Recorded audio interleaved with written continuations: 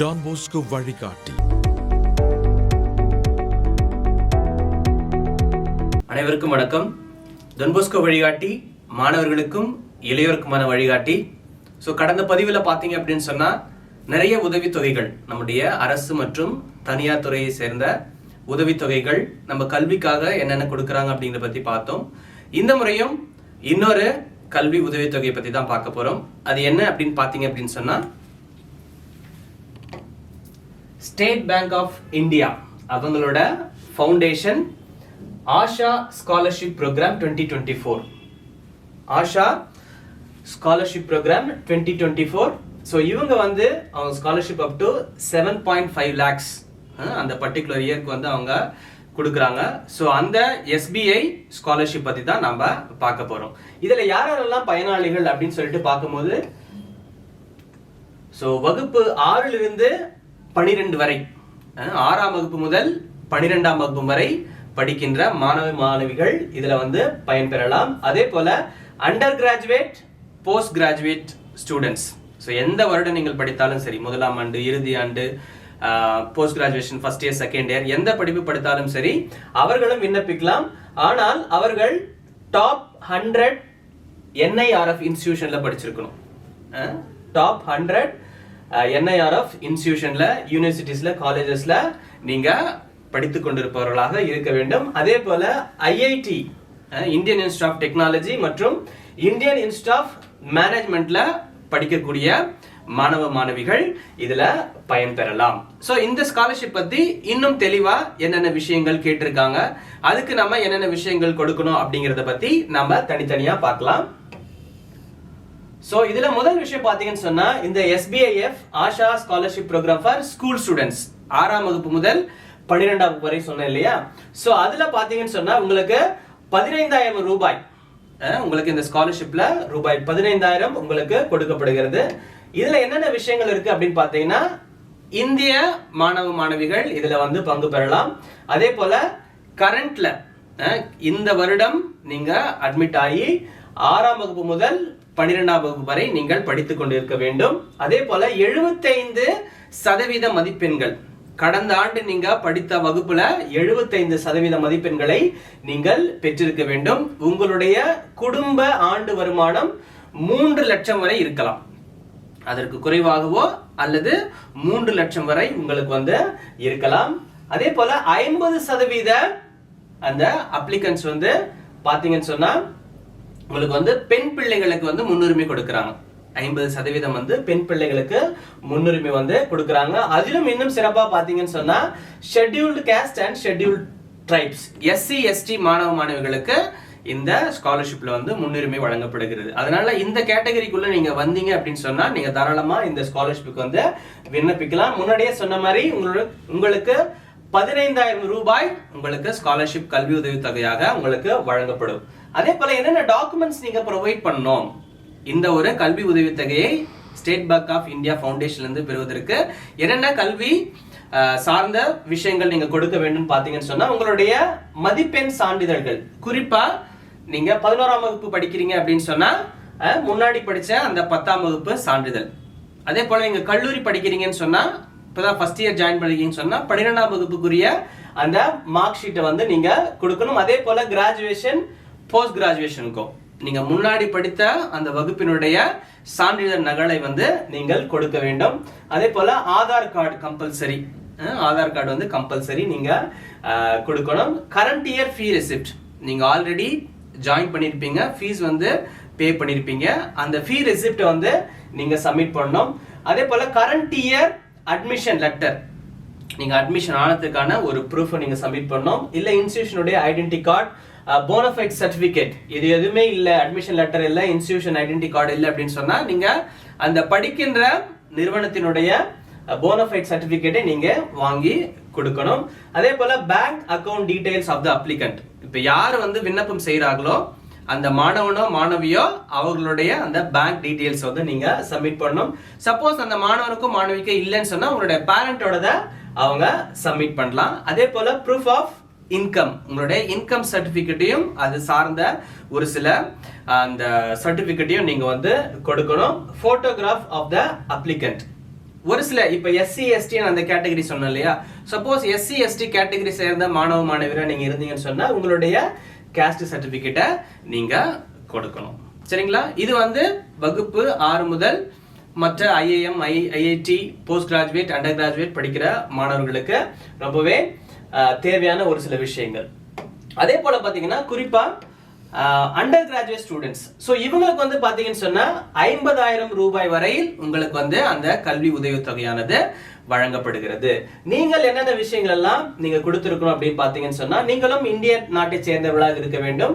Current இயர்ல நீங்க any undergraduation and postgraduation course நீங்க இப்ப படித்துக் கொண்டிருப்பவர்களாக இருக்க வேண்டும். அதிலும் குறிப்பாக இந்த top 100 institutes of NIRF ranking, இந்த NIRF சொல்றாங்க இல்லையா, சோ இந்த NIRFல பாத்தீங்கன்னா யூனிவர்சிட்டிஸ் இருக்கு, காலேஜஸ் இருக்கு, ரிசர்ச் இன்ஸ்டிடியூஷன்ஸ் இருக்கு, engineering, management, pharmacy, medical, dental, law, architecture, agriculture and allied sectors, இது போல பல்வேறு நிறுவனங்கள் இந்த NIRFல வருது. சோ அந்த NIRF 100 இன்ஸ்டிடியூஷன்ல நீங்க படித்துக் கொண்டிருக்கின்ற இன்ஸ்டிடியூஷனும் வரணும். அந்த 100 இன்ஸ்டிடியூஷனுக்குள்ள உங்க நிறுவனம் வந்தால் நீங்க இந்த SBI ஆஷா ஸ்காலர்ஷிப் நீங்க அப்ளை பண்ண எலிஜிபிள்.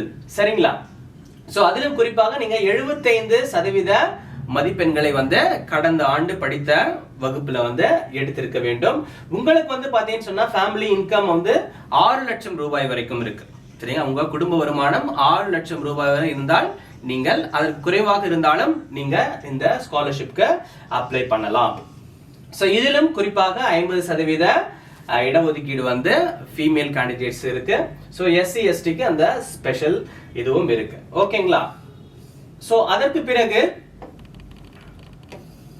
நீங்க போஸ்ட் கிராஜுவேட் ஸ்டூடெண்டா இருந்தீங்கன்னு சொன்னா உங்களுக்கு 70,000 ரூபாய் வரை போஸ்ட் கிராஜுவேட் ஸ்டூடெண்ட் படிப்புல நீங்க படிச்சிருந்தீங்கன்னு சொன்னா 70,000 ரூபாய் வரை உங்களுக்கு அந்த கல்வி உதவித்தொகையானது வழங்கப்படுகிறது. உங்களுக்கும் பாத்தீங்க அப்படின்னு சொன்னா அந்த 6 லட்சம் வருமான வரம்பு உங்களுக்கு இருக்கு. உங்க குடும்ப வருமானம் 6 லட்சம் ரூபாய் வரை இருக்கலாம். நீங்களும் பாத்தீங்கன்னு சொன்னா இந்த NIRF லிஸ்ட் ஆஃப் காலேஜஸ்ல டாப் 100 யூனிவர்சிட்டிஸ் ஆர் காலேஜஸ்ல நீங்கள் படித்துக் கொண்டிருக்க வேண்டும். அப்ப உங்களுக்கு இந்த ஸ்காலர்ஷிப் ஆனது வழங்கப்படும்.